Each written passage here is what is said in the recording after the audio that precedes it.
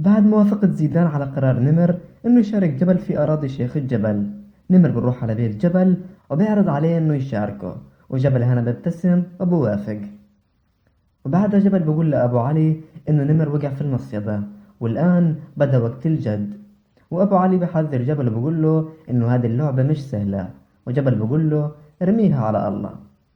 ولما صخر يعرف باللي بده يعمله أخوه جبل بصير يصرخ، وأمه بتقول له إنه ما تتدخل في شغل أخوك الكبير لأنه بيعرف حاله شو بيعمل. وصخر هنا بعلي صوته وبصير يقول لا، اللي بيعمله جبل غلط. وهنا بدخل عليهم جبل وبعصب على صخر وبقول له ما تتدخل في شغلي.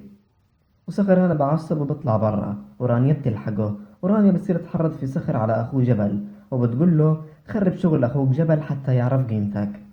ومنى بتحاول تعرف مكان علي حتى تخبر ام شاهين، وبتسأل ام علي وابو علي، لكن ابو علي ما بخبرها، وام علي هيك ما بتكون بتعرف. وهنا ابو علي بروح بخبر جبل انه منى بدها تعرف مكان علي.